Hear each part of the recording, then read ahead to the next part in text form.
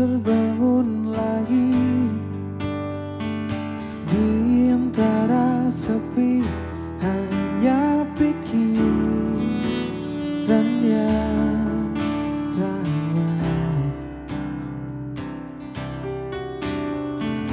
mengutuki diri, tak bisa kembali untuk mengubah alur kisah.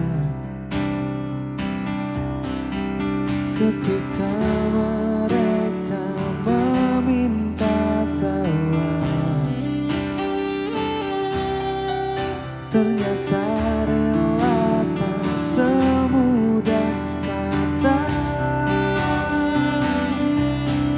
Tak perlu khawatir, ku hanya terluka. Terbiasa untuk pura-pura tertawa. Namun bolehkah sekali saja ku menangis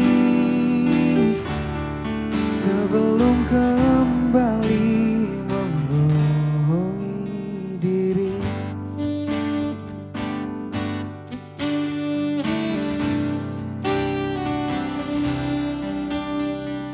Ketika kau lelah, berhentilah dulu, beri ruang, beri waktu.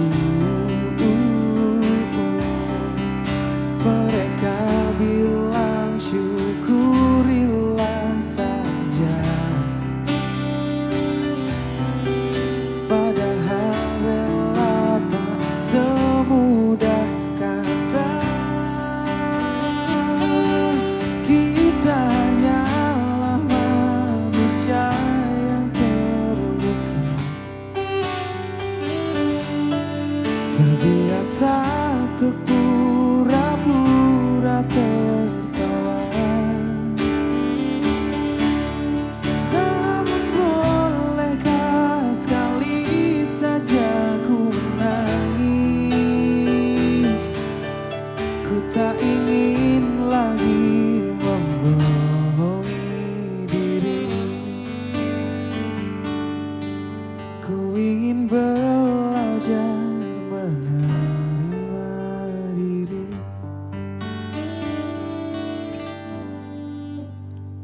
Assalamualaikum warahmatullahi wabarakatuh. Salam sehat untuk kita semua hari ini. Kembali saya Vira Maya bersama dengan Anda dalam ranah publik. Kurang lebih 60 menit ke depan kita akan bersama-sama tentunya dalam TVRI Jogja. Dan tadi di awal sudah dibuka satu lagu. Ini sebenarnya lagu lebih ke ceritanya tentang bersyukur. Ya, iya, bersyukur. Gimana sih kalau misalnya kita lagi capek tuh, ya udahlah dirileks dulu gitu kali ya. Beri kita ruang dan waktu, bersyukurlah. Tapi nggak semudah itu katanya gitu. Kalau untuk anak-anak sekarang bilangnya begitu. Nah, tema yang akan kita angkat gak akan jauh-jauh dengan hal ini. Tema kita adalah mengenai upaya pencegahan gangguan jiwa. Lebih kepada anak dan remaja. Kenapa yang ditekankan anak dan remaja? Ya endingnya pasti ke tahun emas besok ya. 2045 gitu. Generasi emas. Sebenarnya dengan tema yang kita angkat kali ini, ada yang mengatakan ini tuh lumayan bikin masa sih gitu ya. Ada satu penelitian yang saya baca gitu, ini harus benar-benar saya sampaikan gitu ya. Dari penelitian ini dilakukan oleh The Indonesia National Adolescent Mental Health Survey bekerjasama dengan Universitas Gadjah Mada, sebanyak 2,45 juta remaja Indonesia didiagnosis mengalami gangguan jiwa selama 12 bulan terakhir. Ini satu hal yang kita nggak kepengen dengar sebenarnya. Beberapa jargon mengatakan bahwa wah kena mental lu, bisa jadi itu makna konotasi. Tapi bisa jadi itu makna sebenarnya. Nah, kalau sudah berbicara mengenai yang satu ini, apa sih sebenarnya hal yang harus dilakukan supaya ini tidak terus bertambah? Upayanya seperti apa? Kesehatan mental itu yang seperti apa? Gangguan jiwa itu yang seperti apa? Macam-macam sebenarnya, makanya kita hadirkan juga para praktisi yang hadir hari ini yang berkompeten di bidangnya. Jadi akan saya tanya banyak hal. Yang pertama saya akan sapa terlebih dahulu narasumber saya yang pertama, yaitu ada Bapak Umarudin Masdar SAG dari Komisi Komisi D DPRD Daerah Istimewa Yogyakarta. Apa kabar Pak Omarudin? Alhamdulillah sehat Mbak Fira. Terima kasih. Ini mitra setianya adalah Dinas Kesehatan. Jadi Betul. Pak Omar di DPRD Komisi D harus selalu hadir kalau ada acaranya Dinas Kesehatan. Insya Allah. Sehat selalu Bapak? Alhamdulillah sehat. Baik. Sehat juga untuk para warga Jogja. Oke, baik. Terima kasih sudah bergabung bersama kami. Kemudian juga ini yang khusus kalau menangani anak dan remaja, ini beliau ahlinya. Ada Bapak Dr. Budi Kristianto, MSc, spesialis kedokteran jiwa, konsultan. Ada K-nya di belakang. Berarti beliau sudah siap on call 24 jam. Psikiater Rumah Sakit Jiwa Gracia, khusus anak dan remaja. Apa kabar Dok? Alhamdulillah kabar baik Pak Fira. Terima kasih sudah bergabung bersama dengan kami. Saya pengen dengar cerita banyak nih tentang apa yang sudah dokter alami selama menjadi dokter khusus untuk anak dan remaja gitu ya. Kemudian satu lagi, ada dua lagi perempuan-perempuan ini ya, perempuan-perempuan hebat juga yang akan berbagi banyak hal kepada saya dan juga pemirsa di rumah. Yang pertama ada Ibu Santi Wardaningsih, NS, Eskep, Mkep, spesialis keperawatan jiwa, leres Ibu, PhD, beliau adalah dosen ilmu keperawatan FKIK, UMY. Iya, apa kabar? Alhamdulillah baik, Mbak. Terima kasih sudah kembali bergabung bersama dengan kami senang hari hati. ini. Iya, ini ilmu beliau harus diserap semua nih. Lumayan loh hari ini saya dapat berapa dosen ya. Gak perlu kuliah, saya dapat semua ilmunya. Kemudian tidak lupa dari Biro Psikologi Intuisi, seorang psikolog ada Mbak Asri Augustin Suciati, MPSI. Salam sehat selalu. Salam sehat Mbak jiwa. Asri, terima kasih. Kalau dari psikologi bukan salam sehat selalu, salam sehat jiwa. Dan kalau ditanya apa kabar sehat, tar dulu jiwa apa raga gitu ya. Gitu kan? Dicek dulu. Dicek dulu. Kita bilang iya alhamdulillah sehat. Yang mana yang sehat gitu ya. Mungkin badannya bisa sehat tapi jiwanya kita nggak ngerti gitu. Baik, saya ke Nun Sewu Pak Omarudin, saya mau ke Dokter Budi dulu nih. Terkait tadi banyak hal yang sudah saya sampaikan, ada banyak penelitian begitu ya. Bahkan ada di sepanjang 2021 tuh kalau nggak salah ada penelitian di mana di 5.600 sekian remaja ditanya-tanyain gitu ya Dok ya. Kemudian di usia 10 sampai 17 tahun. Remaja ya ini berarti ya, masuknya remaja ya. Hasil penelitian menunjukkan bahwa 1 dari 3 remaja Indonesia mengalami gangguan kesehatan jiwa dalam 12 bulan terakhir. Sedangkan 1 dari 20 remaja mengalami gangguan jiwa. Bedanya apa Dok? Gangguan jiwa, kesehatan mental, gangguan mental. Banyak istilah kita bingung harus diluruskan. Jadi mungkin yang dimaksud adalah masalah kejiwaan ya. Dia ada Oke. masalah yang kalau atau masalah emosional, Iya. yang ini kalau tidak ditangani dengan baik, dia akan berubah menjadi sebuah gangguan. Oh. Dan tentunya akan jadi lebih parah dan dia nanti butuh intervensi dari profesional untuk itu gitu. Oke, itu Jadi dia punya potensi Ya, untuk menjadi suatu. Makanya tadi 1 dari 3 ya. punya masalah problem kesehatan jiwa, Ya. tetapi 1 dari 20 sudah menjadi gangguan kejiwaan. Seperti itu. Baik. Jadi baru bermasalah ya. Iya, Jangan sampai terganggu jiwanya. Jangan sampai menjadi lebih berat. Oh, Seperti oke itu. baik. Sudah diluruskan berarti Ya. sama dokter ya. Baik. Nah, kalau untuk terkait yang satu ini nih kebanyakan di anak dan remaja karena dokter memang hari-harinya mendampingi anak-anak ini ya. Sebanyak itukah yang ada di DIY, Dok? Jadi gini, kalau kita bicara tentang anak dan remaja, kemudian mereka mengakses ke layanan ini, kadang-kadang mereka masih ada stigma takut nanti udah jiwa, nanti anak saya gangguan kejiwaan dan sebagainya. Karena mereka kadang-kadang punya persepsi bahwa gangguan jiwa itu adalah sesuatu gangguan jiwa yang berat. Padahal gangguan jiwa ini kan sebenarnya luas. Misalnya ada anak misalnya terlambat bicara, itu kan juga masuk di situ ya. Kemudian anaknya hiperaktif, aktif sekali, mungkin masuk juga di situ. Anaknya sekolah tapi masih minta ditungguin, dia belum berani misalnya, mungkin ada gangguan cemas perpisahan. Oh anaknya udah 7 tahun tapi masih ngompol, ini juga sebenarnya termasuk gangguan kejiwaan. Jadi peran promosi dan tentang kesehatan jiwa pada anak remaja ini mungkin sangat krusial, sangat penting sehingga kalau ada suatu gangguan-gangguan yang masih dini bisa ditangani dengan baik seperti itu. Jangan sampai mengganggu kejiwaan. Bermasalah jiwanya it's okay masih ringan gitu kali ya. Tapi jangan sampai terganggu nantinya lebih berat. Baik, saya ke Bu Santi dulu ini mau mengenai beberapa gejala dan tanda penyakit mental yang mungkin sering terjadi pada anak. Yang seperti apa saja tuh Bu? Gejala-gejala. Jadi kalau kita ke yang sehat dulu ya Mbak Ya, yang sehat dulu. Yang sehat itu anak ya secara umum seseorang dikatakan sehat jiwa, mempunyai kondisi kesehatan jiwa yang baik ketika yang pertama dia mampu bersosialisasi dengan baik. Oke. Kemudian artinya dia mempunyai hubungan relationship dengan sekitar ya. Entah itu keluarga, di keluarga maupun tentunya kalau dia sedang masih sekolah itu dengan teman-teman sekolahnya. Kemudian yang kedua dia produktif ya. Produktif itu artinya dia sesuai dengan tugasnya ya. Bukan berarti harus punya uang gitu ya. Tetapi ketika di anak sekolah dia masuk sekolah sesuai dengan tugas-tugasnya dikerjakan dengan baik, kemudian dia mampu menyelesaikan yang ketiga yaitu mampu menyelesaikan persoalan dia dengan baik atau mampu mengkop atau menyelesaikan permasalahannya dengan baik. Setidaknya ada 3 itu ya. Nah, ini harus dilihat dulu yang sehat jiwa. Kemudian yang mengalami kan ada kalau kita di keperawatan membedakan menjadi 3 ya.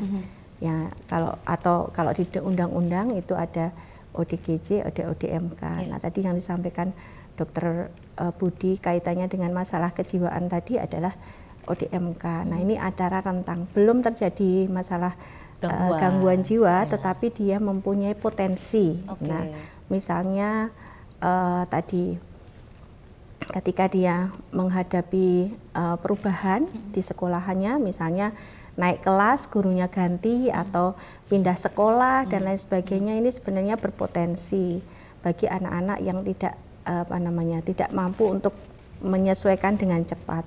Nah, ini adalah faktor resiko. Atau anak yang sekarang sedang marak ya Mbak, dibully. Nah, betul. Ini kemudian nggak mau sekolah dan lain sebagainya dalam waktu tertentu. Cemas kalau ketika dibangunin, enggak, perutku sakit, aku pusing, aku nggak mau, terus diare dan lain sebagainya. Nah, itu dalam jangka waktu masih pendek. Nah, yang gangguan itu sudah berkelanjutan. Kalau nanti mungkin Dokter Budi bisa menyampaikan lebih jelas untuk yang di PPDGJ ya.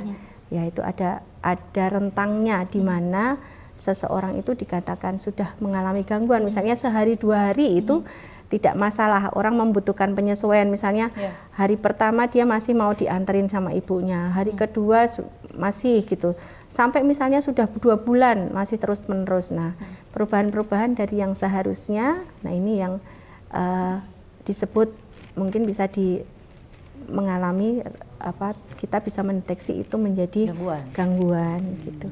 Jadi kita harus melihat yang sehatnya dulu seperti apa, kemudian nah ini ibu-ibu memang ya ini kan peran orang tua, peran orang terdekat itu harus melihat perbedaan-perbedaan yang tadinya anaknya ceria kok jadi tidak ceria gitu. Jadi dilihat dulu nih yang anak sebayanya tuh yang normal seperti apa, kok anak saya enggak, itu harus mulai waspada ya. Baik, nanti akan kita lanjutkan lagi, kita masih punya 3 sesi, jadi pastikan Anda tetap bersama kami dalam Ranah Publik.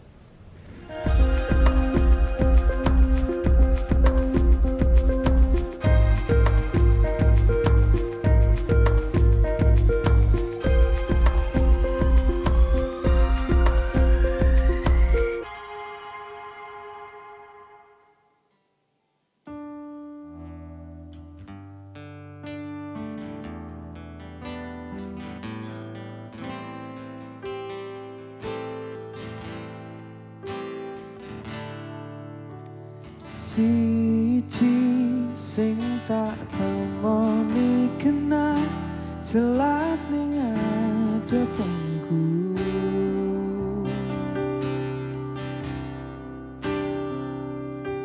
ayumu gawe aku sarwa salah tingkah ning ngarepmu.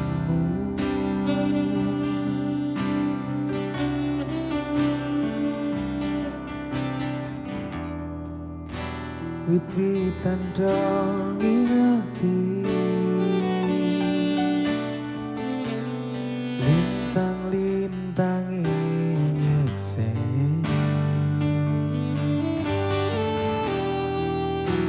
kemricike banyu mili kok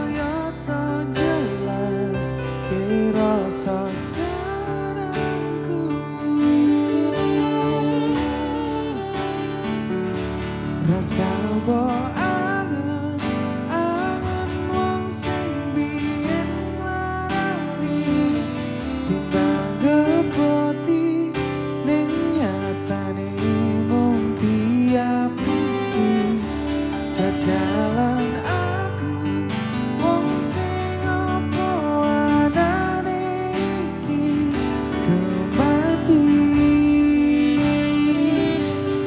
nangeni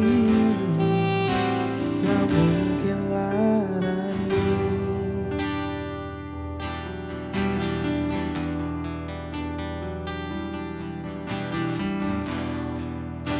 Wit-witan dong ingati lintang-lintang nyekseni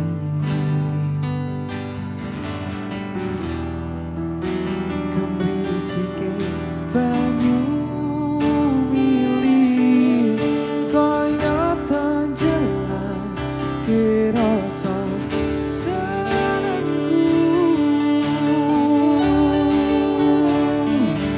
rasa mbok angen-angen wong sing biyen nglarani timbang ngepoti ning nyatane mung diapusi jajalan aku wong sing apa anane iki kemati nangeni kemati nangeni gak mungkin larani.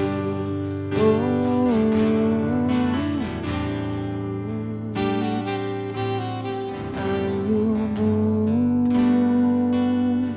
gawe aku sarwa salah salahmu ayu. Terima kasih Anda masih bersama kami tentunya dalam ranah publik. Kita masih berbicara mengenai upaya pencegahan gangguan jiwa pada anak dan remaja. Tadi satu lagu dari Astern Band itu Jajalan Aku ya judulnya ya. Itu sebenarnya Anda juga sebagai masyarakat juga harus jajalan aku. Aku dalam hal ini adalah teman-teman yang ada di kesehatan gitu ya. Jadi jajalan aku ki gemati loh. Ngangenin. Orang bakal ngelarani. Loh iya kalau misalnya kita punya masalah kesehatan, kemudian datanglah ke Vaskes 1 gitu kan ya, konsultasi ya kan. Itu loh, masuk sebenarnya antara lagu dan tema kita. Baik, kita kembali lagi di core tema kita hari ini. Saya ke Mbak Asri dulu, Mbak Asri sebagai seorang psikolog. Ada yang namanya pertolongan pertama pada kecelakaan. Ya, berarti harus ya ada pertolongan pertama pada kesehatan jiwa. Psychological first aid. Iya. Ya Allah, ngapalnya 3 hari loh Mbak itu. Nah, nggak jadi depresi kan Mbak? Enggak sama depresi, tenang, aman. Stres pada anak dan remaja. Itu sebenarnya seperti apa sih psychological first aid itu? Kalau kita bicara stres pada anak, ini berbeda ya dengan stres pada remaja. Karena kalau remaja biasanya sudah mulai bisa menyuarakan, kan? Bikin status misalnya. Jadi orang tua perlu peka. Kalau pada anak-anak kadang-kadang kemunculannya pada perilaku. Apakah yang tadinya dia sudah tidak mengompol, kemudian tiba-tiba mengompol kembali. Yang tadinya diantar hanya sampai di gerbang, ini pengennya ditunggui. Nah, jadi memang ada sedikit perbedaan ya. Tapi secara garis besar, ketika kita bicara pertolongan pertama, tidak hanya pada kondisi fisik, tapi ada juga pertolongan pertama psikologis. Yang betul tadi namanya psychological first aid ya. Nah, ada 3 prinsip Mbak Vira sebetulnya dalam psychological first aid ini. 3L namanya ya. Yang pertama itu look, kita perlu melihat, perlu mengamati gitu. Misalnya tadi kalau untuk anak-anak perubahan perilakunya gimana? Untuk remaja juga perubahan perilakunya gimana? Loh kok tiba-tiba pulang sekolah langsung tutup kamar dan nutupnya tidak pelan-pelan, dibanting misalnya. Loh ini kok biasanya dia berangkat sekolah jam berapa dari rumah misalnya 6:30, ini kok baru berangkat jam 7. Jadi memang kita perlu look, melihat, mengamati. PR-nya adalah apakah orang tua bisa mengamati atau tidak. Nah, tuh. Nah, karena kadang-kadang mengamatinya mungkin hanya dari grup keluarga, dari CCTV misalnya, tapi nggak ada interaksi. Nah, ini PR besarnya. Yang kedua adalah listen. Listen itu mendengarkan. Nah, kita lebih mudah untuk memberikan nasihat, tapi sulit untuk mendengarkan. Jadi orang tua misalnya anaknya pengen cerita, sudah langsung, "Mbok kamu itu begini, mbok kamu begitu." Nah, ini yang membuat anak jadi tidak mau bercerita lagi. Padahal akan jadi bahaya kalau kemudian ini ditumpuk-tumpuk permasalahannya. Listen, mendengarkan dengan seksama, tanpa menghakimi, tanpa memberikan nasihat terlalu cepat ya. Kemudian yang terakhir adalah link. Link itu menghubungkan. Jadi ketika orang tua merasa ini sudah di luar kewenangan kami karena anaknya mungkin ada pikiran untuk menyakiti diri atau misalnya nangis berhari-hari, wah ini sudah sulit nih kita untuk tangani. Maka silahkan dilingkan ke profesional kesehatan mental. Ada psikolog, ada psikiater, di puskesmas pun bisa. Gitu prinsipnya. Begitu ya, jadi memang anak dan remaja beda. Kalau remaja lebih bisa dilihat apa malah lebih susah? Sebetulnya lebih bisa menyuarakan, tetapi kadang-kadang ada tembok-tembok ya yang terjadi antara remaja dengan keluarga. Jadi memang keluarga ini yang butuh treatment khusus kalau mendampingi remaja. Nggak bisa kemudian dengan menyampaikan yang seperti orang dewasa harus ngikutin alurnya, bahasanya. No life itu apa sih gitu? Nah, tuh, apa Mbak Fira? No life itu no life. Jadi kayak dia pengennya ya nggak ngapa-ngapain misalnya. Tidur-tiduran aja. Mager. Atau insecure itu apa? Overthinking itu apa? Jadi sebagai orang dewasa dan orang tua kita juga perlu nih memahami jargon-jargon remaja itu seperti apa. Seperti itu ya. Jadi sayangnya dengan orang tua ada tembok, tapi dengan sosial media mereka curhat-curhat aja loh ya. Betul. Jadi yang pertama harus tolong di follow sosial media anak-anak Anda. Supaya Anda selalu tahu apa yang mereka rasakan ya. Atau pakai second account ya. Bisa.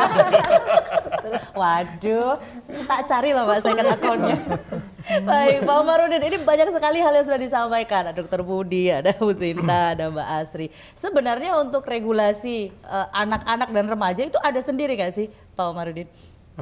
Sebelum ke situ ya, jadi gini, jadi kita itu negara ini ada, pemerintahan ini ada, dan tujuannya adalah untuk mensejahterakan kehidupan umum atau membangun lah.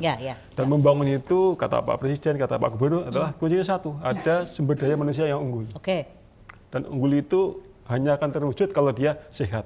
Makanya ada istilah bangunlah. Sehatnya dua loh Pak ini, jasmani bangunlah rohani. Jiwanya, bangunlah raganya. Dua-duanya itu penting. Karena kalau tidak ada itu, maka kalau tidak sehat baik jasmani rohani, kita akan mengalami penurunan produktivitas kata tadi pusat tadi. Penurunan kualitas hidup dan banyak nanti menyita anggaran yang besar kalau ada masalah kesehatan termasuk kesehatan jiwa. Dan kita akan gagal mencapai tadi kata Mbak Fira generasi emas tahun 2045 dan itu kalau kita kehilangan itu ya kita akan tidak bisa mengejar cita-cita pembangunan daerah. Itu yang pertama. Yang kedua, maka biar itu generasi emas ini bisa terwujud, kesehatan mental jiwa anak-anak kita remaja kita bisa terwujud, pemerintah sudah mengeluarkan beberapa peraturan regulasi. Misalnya kita sekarang sedang mengejar agar semua sekolah itu ramah anak. Semua dukuhan kelurahan ramah anak itu juga dalam rangka itu. Yang kedua, sudah sejak tahun 2012 kita sudah membuat Perda nomor 2 tahun 2011 tentang perlindungan hak-hak anak misalnya. Jadi itu pentingnya kita menciptakan anak-anak kita, remaja kita menjadi anak yang berkualitas, yang berprestasi, yang sehat agar mereka bisa tumbuh, bisa produktif dan bisa menjadi generasi emas. Dan itu senantiasa kita lakukan bersama masyarakat. Dan karena ini masalahnya masalah kita bersama, tidak hanya pemerintah, juga mungkin anak itu sendiri, masyarakat, sekolah, orang tua, maka kita perlu berkolaborasi agar mewujudkan agar masalah, kalau ada anak yang terkena masalah dengan gangguan jiwa misalnya atau masalah kejiwaan bisa terdeteksi dengan baik, terantisipasi dengan baik dan juga terselesaikan dengan baik. Misalnya sekolah yang ramah anak itu harus atau pendukungannya ramah anak itu harus bebas dari bullying. Itu sudah kita sepakati. Kan itu kondisi yang membuat mereka bisa tumbuh dengan maksimal dengan baik.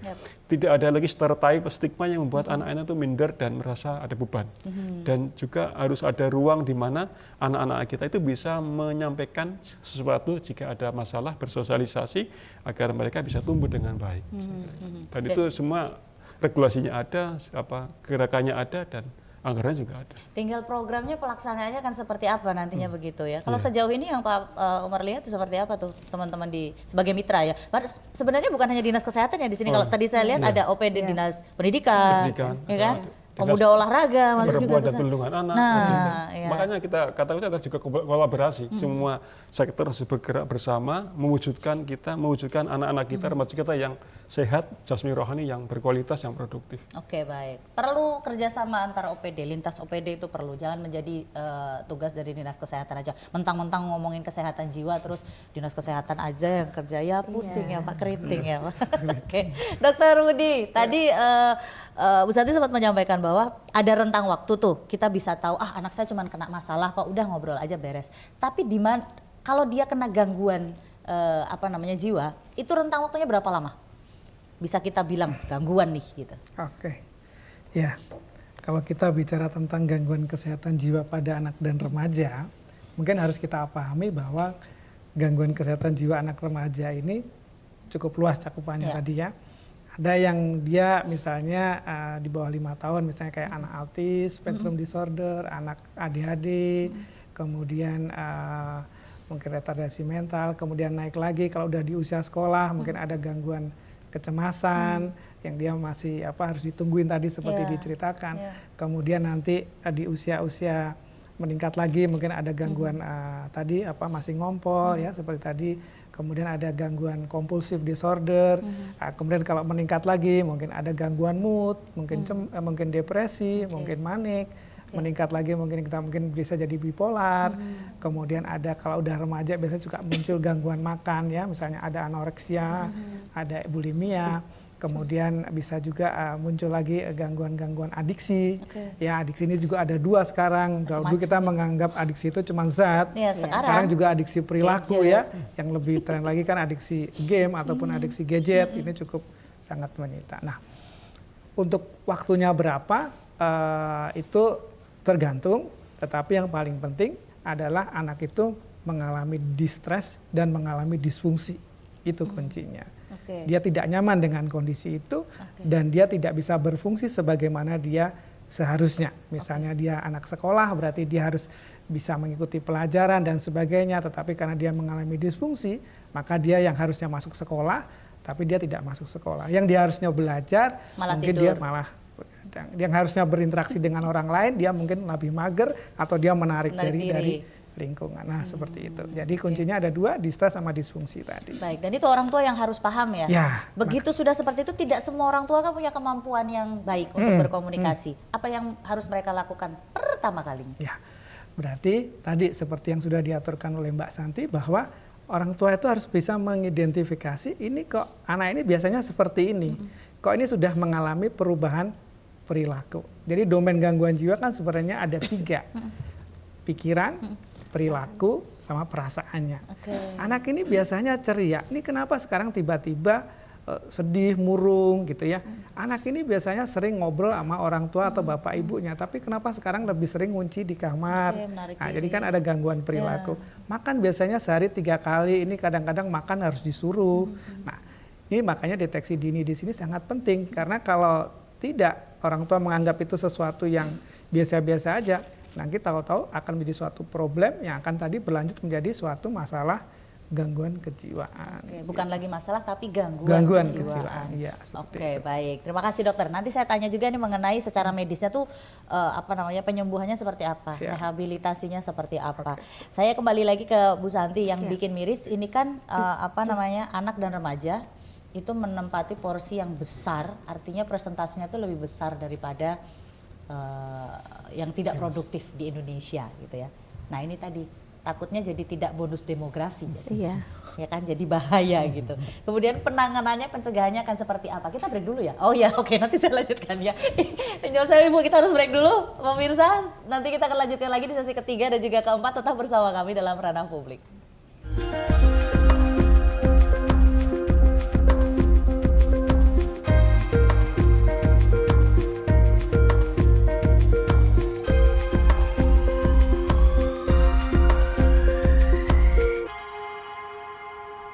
Ya, Ya baik, ranah publik mengenai upaya pencegahan gangguan jiwa pada anak dan remaja merupakan kerjasama dari Dinas Kesehatan Daerah Istimewa Yogyakarta dan juga Sekretariat DPRD Daerah Istimewa Yogyakarta. Tadi sempat terputus pertanyaan saya mengenai upayanya akan seperti apa. Karena ternyata saat ini yang harus belajar bukan hanya anak-anak dan remaja, orang tua juga harus belajar. Orang tua juga harus sekolah. Kadang-kadang begitu, anak terus yang sekolah, orang tua kapan sekolahnya gitu. Maksudnya sekolah untuk mendidik menjadi orang tua yang baik begitu. Baik, saya ke Bu Santi, ini kita lanjut pertanyaan tadi, bagaimana upaya pencegahan gangguan jiwa untuk anak dan remaja? Iya, jadi memang ada kata-kata yang sering kita dengar, mencegah lebih baik daripada mengobati ya. Dan ini memang benar. Yang kalau di dalam upaya pencegahan itu sebenarnya dibagi menjadi 3. Pencegahan primer, pencegahan sekunder, dan tersier. Pencegahan primer itu sebelum terjadi gangguan. Kemudian pencegahan sekunder itu setelah terjadinya. Pencegahan tersier itu untuk sudah terjadi tetapi supaya tidak terjadi disabilitas lebih lanjut. Jadi tidak terjadi ketidakmampuan untuk melanjutkan, misalnya tadi yang kaitannya dengan generasi emas dan lain sebagainya. Nah, yang paling penting dan paling murah sebenarnya adalah pencegahan primer, di mana orang tua itu harus mempunyai kesadaran, kesadaran dulu, Mbak. Jadi banyak tadi mungkin kaitannya dengan yang disampaikan Dr. Budi ya, merasa malu ketika punya anak, misalnya harus mengkonsulkan ke psikolog, ke psikiater gitu, atau ke pelayanan kesehatan gitu, karena takut dibilang anaknya kok gangguan jiwa gitu ya. Tetapi itu malah justru akan menjadi masalah berikutnya. Jadi mulai dari pola asuh ya, kalau primer itu pola asuh yang baik tadi sesuai dengan tumbuh kembangnya anak ya, misalnya gaya komunikasinya pun tadi Mbak Azri juga sudah menyampaikan, gaya komunikasinya pun disesuaikan dengan anak-anak gitu ya. Kemudian ketika dia tahu gitu ya, anak usia segini itu harusnya sudah bisa apa, anak segini sudah bisa apa, itu sangat penting untuk orang tua mengetahui supaya nanti dia bisa melihat, oh kok anakku harusnya seperti ini, kok sudah belum bisa sekarang seperti ini ya gitu ya. Atau misalnya anak kelas anak SD gitu ya, anak SD gitu, tetapi kok masih harus ditungguin ya, misalnya seperti itu. Nah itu kan sebenarnya tugas tumbuh kembang itu sangat penting, dan ini mungkin perlu bahasan sendiri kalau misalnya fase-fasenya itu ya Mbak, misalnya preschool, mulai dari toddler, preschool itu harus bisa apa saja gitu ya. Nah itu perlu pembahasan, dan orang tua memang harus belajar mau nggak mau. Ya, karena itu memang orang tua tidak hanya melahirkan, tidak hanya memproduksi, tetapi juga bertanggung jawab membesarkannya, mendidiknya dengan baik. Nah itu yang penting. Nah ketika sudah gangguan, nah ini yang agak kadang-kadang yang sekunder. Kadang-kadang kami ini harus berhadapan dengan orang tua yang denial ketika anaknya terdeteksi, enggak kok, anak saya memang begitu kok, dulu saya juga begitu, gitu misalnya begitu ya. Banyak ya Bu pasien yang begitu ya? Iya, ya ada. Ibu menyampaikannya sepenuh hati banget. Iya misalnya. Iya, karena kita ketika menyampaikan malah, ya memang anak saya tuh begitu Bu, gitu. Ini nggak apa-apa, biasa aja. Dulu saya waktu kecil juga begitu, saya juga diperlakukan orang tua ini. Nah, memang harus disadari orang tua bahwa anak kita itu anak di zamannya.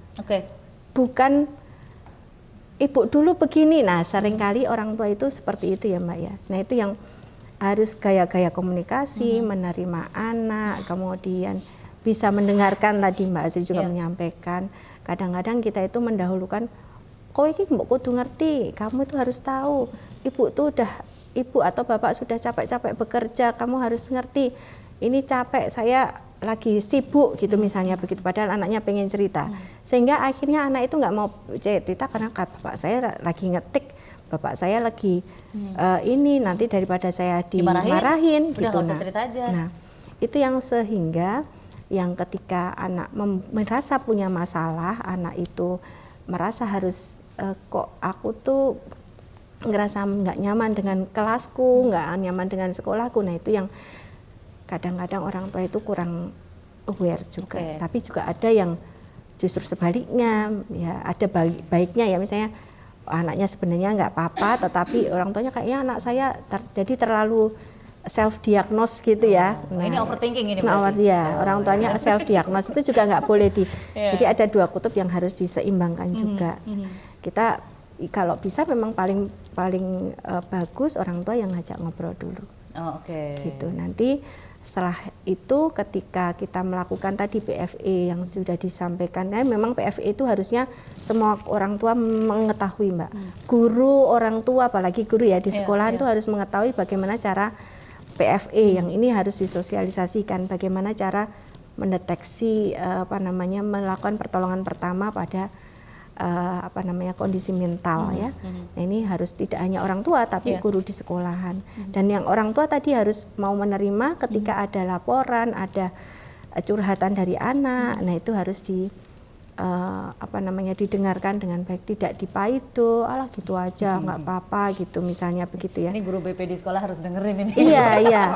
Tapi biasanya kalau udah dipanggil BP tuh anak-anak tuh sudah yang nah ini penting ya itu mengubah image guru BP di sekolah itu menjadi kalau belum bermasalah itu kan jarang dipanggil ini anak-anak harus diinikan, mungkin perlu ada konseling secara rutin, gimana perasaanmu, kamu di kelas gimana gitu. Jangan nunggu ada rusuh dulu ya, ada masalah baru.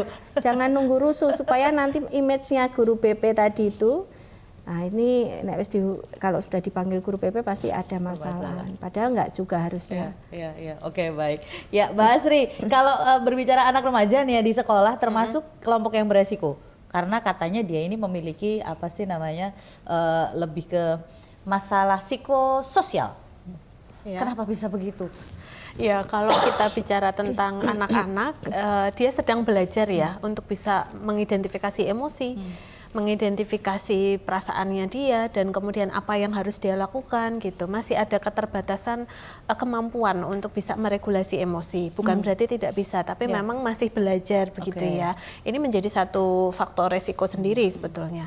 Nah, kalau untuk yang remaja, ini perubahan besar-besaran dalam kondisinya ya, secara hormonal juga berubah, kemudian tanggung jawab baru, dia perlu memilih sesuatu dan kemudian mengambil resiko gitu kan. Jadi ini memang situasi-situasi yang cukup krusial sebetulnya. Nah, yang bisa menjadi faktor protektif adalah dukungan sosial, terutama dukungan sosial, dukungan emosi. Yang itu bisa didapat dari lingkungan pertama, yaitu adalah keluarga. Ya, selanjutnya sekolah, selanjutnya ya masyarakat gitu. Nah, untuk upaya pencegahan gangguan jiwa lebih sulit ke anak apa remaja? Dua-duanya punya tantangan sendiri ya. Saya pikir ada yang paling sulit gitu. Dua-duanya ada tantangan sendiri. Gitu. Setiap karakter ini ya, tahapan perkembangan ada tugas perkembangan sendiri dan itu punya tantangannya sendiri-sendiri. Kalau anak ya mungkin belum bisa menyuarakan, kamu tuh nangis karena apa sih?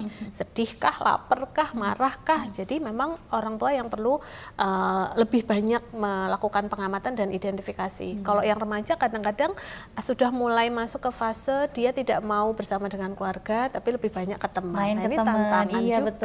Betul. Iya. Ini yang orang tua juga harus mendalami gitu. Kadang-kadang mereka butuh satu komunitas yang mau menghargai mereka, benar nggak sih? Betul. Dikala di rumah baru mau ngomong, ntar lagi sibuk. Ya udah. Iya, betul. Jadi kadang-kadang orang tua itu ada tapi tidak mengada. Ada sebenarnya fisiknya. Ini agak ketakutan ini, ada tapi tidak ada. Bingung kita. Ada, fisiknya ada, tapi dia tidak mengada, tidak mewujud. Oh ya, kita membangun koneksinya yang kurang biasanya, Mbak Fira. Nah, ini yang jadi PR. Ya, ini secara psikologi tadi dari Bu Santi, dari Mbak Astri. Kalau secara medis, dokter, seperti apa tuh pengobatannya? Apa tadi Bu? Sekunder ya? Malah tersier ya? Tersier berarti. Oke. Jadi kalau untuk pengobatan secara medisnya, ini mungkin ada suatu hal yang menarik Mbak kadang-kadang. Orang tua itu pada saat berobat, pada saat datang ke konsultasi gitu, ada satu pertanyaan yang saya sering sekali mendapatkan pertanyaan ini. Dok, nanti kalau anak saya dikasih obat, ntar anak saya ketergantungan dok, gitu kan? Nah, oke. Ini sering banget, terutama yang masih pertama kali dia datang itu pasti. Jadi nanti anak saya ketergantungan dok gitu ya. Nah, jadi saya suka bikin analogi gini, tolong dibedakan antara sebuah ketergantungan dan sebuah kebutuhan, gitu ya. Nah, kemudian tidak semua gangguan kejiwaan itu ataupun gangguan kesehatan mental pada anak remaja itu mendapatkan obat. Jadi di situ ada dua domain, satu farmakologi yang dengan obat-obatan ataupun non farmakologi yang tanpa obat-obatan. Contohnya gimana? Misalnya anaknya mengalami suatu autism spectrum disorder. Dia ada gangguan interaksi sosial dan bicara yang untuk gangguan kekerasannya atau gangguan perilakunya mungkin tidak terlalu menonjol, dia aja cuma keterlambatan bicara, mungkin dia butuh terapi bicara dan mungkin juga butuh terapi okupasi untuk meningkatkannya, gitu ya. Jadi tidak semuanya dengan obat-obatan. Kemudian kalau kenapa perlu ada obat-obatan, kita harus kembali lagi bahwa gangguan jiwa itu problemnya kan dia ada di biologi, psikologi maupun sosial. Nah, biologi ini kita yang coba intervensi karena bagaimanapun dia ada gangguan di neurotransmitter di otaknya yang butuh intervensi dengan salah satunya dengan farmakologi tadi. Nah, obat itu nanti kalau misalnya kita memberikan obat pada saat dia sudah membaik gejalanya, maka dia akan diturunkan dosisnya yang kita sebut sebagai tapering. Nah, bisa nggak dok dia bebas obat? Sangat bisa sekali. Jadi kalau dia udah bagus, kita tapering, kemudian kita support dengan namanya psikoterapi, dia sudah bisa mandiri lagi, oke, kita lepas obatnya seperti itu. Tentunya dengan bertahap, ibaratnya kita naik mobil kenceng kan kita nggak mungkin ngerem mendadak, kan pelan-pelan. Juga begitu, obat pun juga kita dosisnya kita turunin sedikit-sedikit, begitu udah bagus bisa kita lepas. Dan banyak orang tua yang denial juga, seperti yang tadi Bu Santi sampaikan. Biasanya di awal-awal mungkin mereka kadang nggak anak saya nggak bukan gangguan jiwa. Saya jelasin bahwa gangguan jiwa itu sangat luas, gitu ya. Karena orang kalau sudah bilang gitu takutnya dicap gila tuh anaknya. Gitu. Jadi mereka berpikir cuman, jadi yang mereka sebut gangguan jiwa itu adalah gangguan jiwa psikotik yang nyuwun sewu. Kadang-kadang yang ada yang di pinggir-pinggir jalan dan sebagainya gitu. Padahal itu cuman sekitar 1-2%. Padahal yang gangguan jiwa bener tadi yang nggak misalnya tadi ada gangguan cemas, depresi, masih ngompol di usia dewasa, kemudian dia nggak mau makan atau sampai anoreksia atau bulimia, makan dilepain lagi, itu pun juga masuk di dalam suatu gangguan kejiwaan. Jadi itu yang perlu dibahas. Mungkin kampanye-kampanye seperti ini orang mungkin lebih sering disebut misalnya, kamu kenapa? Saya sakit jantung, daripada kamu kenapa? Saya gangguan cemas, gitu kan. Dia lebih bangga seperti itu dibandingkan dengan sakit gangguan kejiwaan gitu. Baik. Jadi seperti itu yang terjadi di lapangan. Baik, Pak Umar, apa yang sudah disampaikan oleh banyak pakar ini, kira-kira support apa yang paling bisa diberikan oleh teman-teman di DPRD, khususnya Komisi D? Ya, kalau kami di DPRD DIY bersama pemerintah daerah tentu saja selama ini sudah beberapa kali dan berbagai kegiatan yang tujuannya adalah membuat situasi masyarakat yang kondusif untuk pertumbuhan anak dan remaja. Nah, dari kacamata kebijakan saya kira obat untuk mendiagnosis atau mencegah gangguan jiwa itu adalah obat dengan berbagai kegiatan sosialisasi. Itu juga menjadi obat yang mungkin tidak akan bersifat adiktif nanti itu kan. Makanya ada ketergantungan. Ada kita mendorong adanya misalnya forum anak. Ada forum anak tingkat pedukuhan, dari kelurahan, tingkat kecamatan dan sebagainya. Ada Karang Taruna yang kita support, kita dorong. Ada juga kegiatan olahraga, festival turnamen, festival dolanan anak misalnya itu. Itu bagian dari kami dan pemerintah daerah mengajak anak-anak kita, remaja kita agar punya kegiatan aktivitas yang paling nggak produktif, membuat mereka bisa jauh dari masalah-masalah kejiwaan. Karena semakin dia menutup diri kan akan semakin, tapi semakin dia beraktualisasi, potensi untuk kena masalah gangguan jiwa akan semakin bisa diturunkan. Nanti akan kita lanjutkan lagi. Kami masih punya satu sesi. Tetaplah bersama kami setelah jeda berikut. Tentunya dalam ranah publik.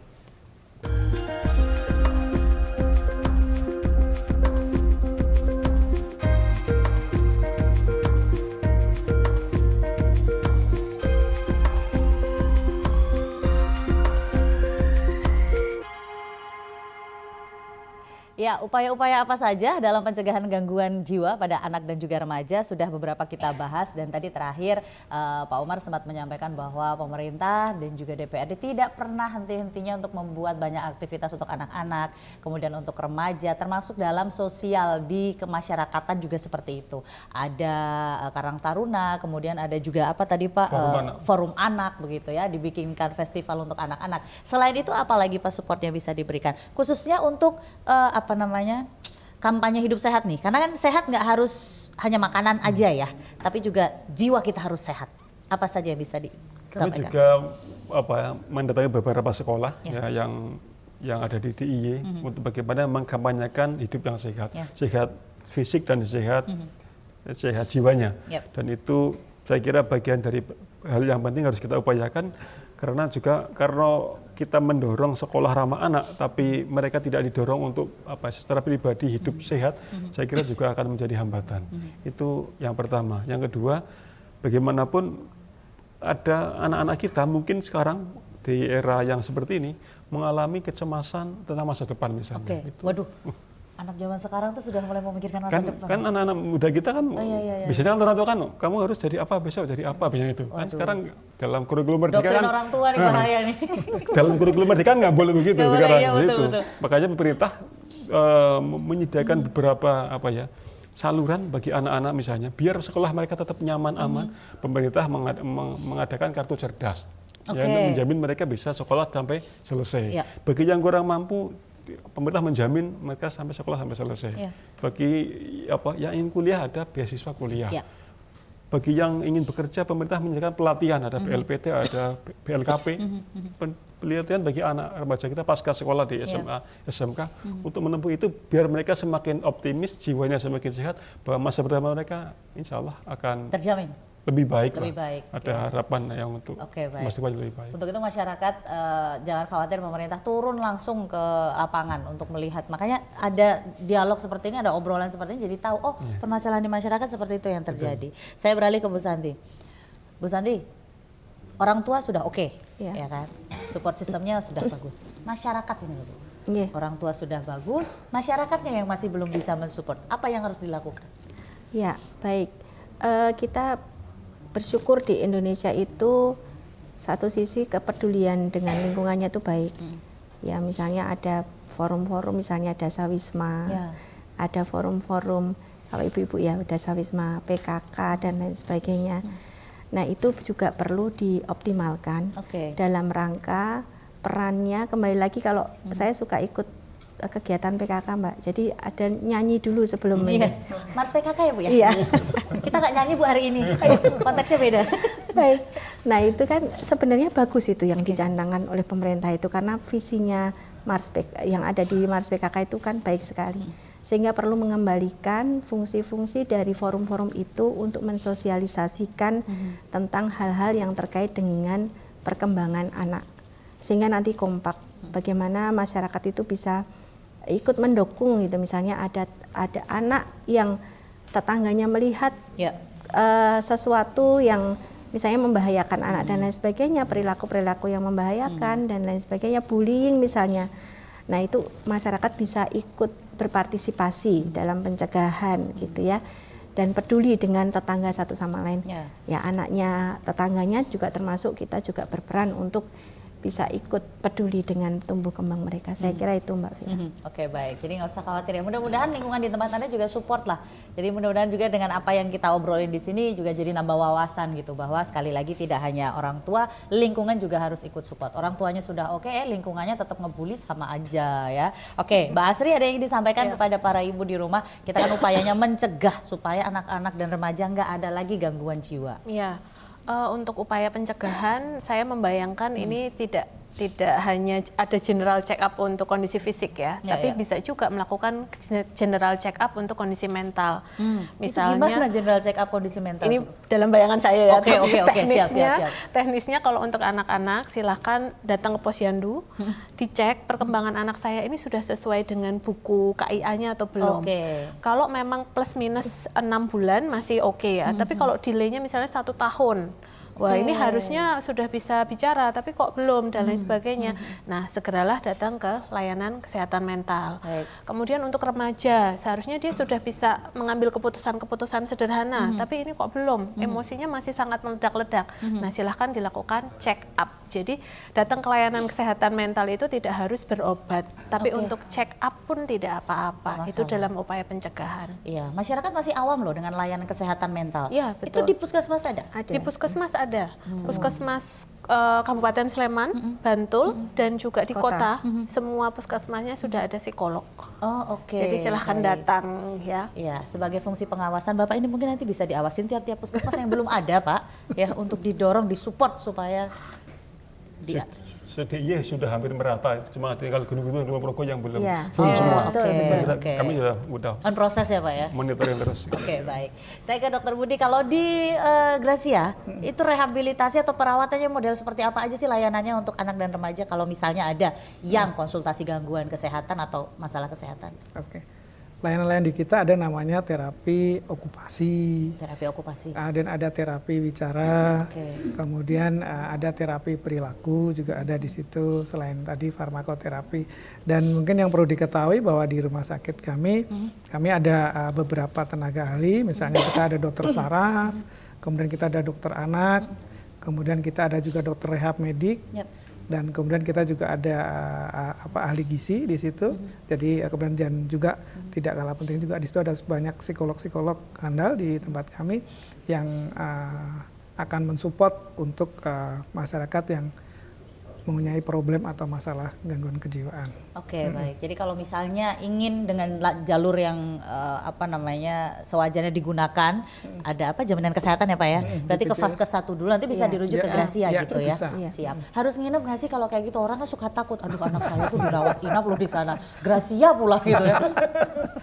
Tidak harus rawat inap. Oke. Jadi di sana kan ada rawatnya perawat jalan. Kalau yang rawat inap itu biasanya karena satu, dia sudah membahayakan dirinya, kemudian yang kedua dia sudah membahayakan Orang lingkungan lain. atau Oke. orang lain. Membahayakan diri itu misalnya kenapa? Dia misalnya ada keinginan untuk bunuh diri, yang keluarganya mungkin tidak bisa menjamin untuk bisa mengawasi selama 24 jam. Jadi daripada terjadi sesuatu hal yang buruk dengan klien tadi, maka kita sarankan untuk bagaimana kalau untuk dirawat seperti itu. Oke, supaya lebih insentif ya ngelihatnya seperti apa, perkembangannya seperti apa gitu ya. Baik, Pak Umar, ada yang disampaikan kepada masyarakat? Satu, mungkin dengan gaya hidup sehatnya. Yang kedua, jangan pernah khawatir dengan apa yang sudah pemerintah berikan ya. Banyak jaminan kesehatan, termasuk juga jaminan bebas biaya kalau mau periksa ya Pak ya. Monggo silakan. Ya, anak-anak kita kan masa depan kita. Anak kita adalah emas, generasi emas. Jangan biarkan dia tidak menjadi emas. Makanya biarkan mereka tumbuh dengan baik, dengan maksimal agar benar-benar menjadi generasi emas. Dan ketika ada masalah kesehatan atau apapun, nggak usah khawatir. Karena pemerintah kalau kesehatan misalnya telah menyediakan fasilitas dan SDM kesehatan yang mumpuni di semua level, mulai dari tingkat posyandu, puskesmas sampai ke atas, sampai ke Gracia. Dan itu semua ada jaminannya. Dan saya kira kalau ada masalah yang penting disampaikan, dikomunikasikan sehingga bisa tertangani dengan baik. Tidak mungkin tidak ada masalah. Yang penting kalau ada masalah, pemerintah sudah menyediakan fasilitas kesehatan, SDM kesehatan yang mumpuni di berbagai level kesehatan masyarakat. Saya kira biarkan mereka tumbuh dengan maksimal dengan baik. Oke, baik. Siap disupport ya. Masyarakat yang masih belum punya jaminan kesehatan, apa yang harus mereka lakukan? Ini lagi pada nonton nih kira-kira. Apa yang harus dilakukan? Pemerintah bisa menjamin sampai kemana sih gitu? Kan Pak Gubernur telah mengeluarkan Pergub nomor 1 tahun 2023 tentang jaminan kesehatan semesta. Itu menjadi jaminan bagi masyarakat, warga, terutama yang kurang mampu, yang belum punya jaminan, itu secara otomatis akan di-cover oleh pemerintah.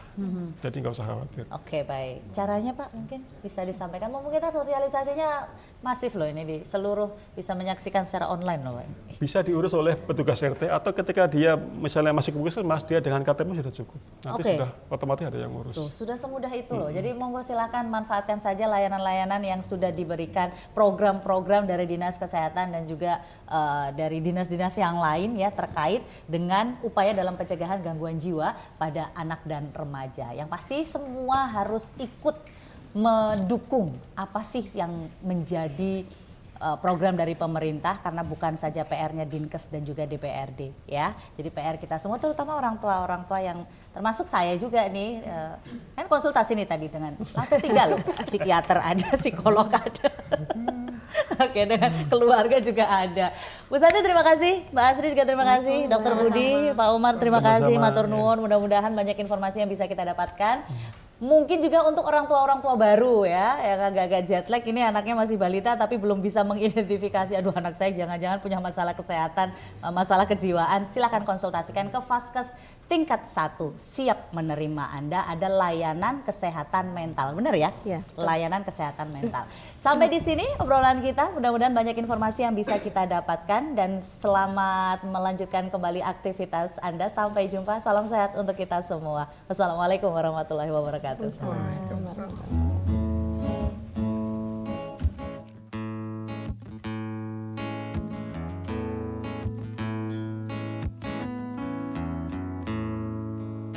Mata pernah melihat,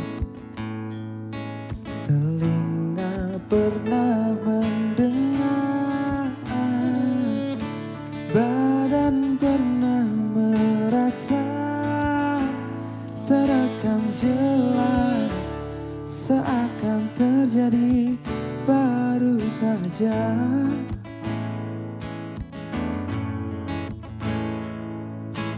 Siapakah yang salah? Siapa yang tanggung jawab? Waktu terus berjalan, terasa salah karena ada yang belum selesai.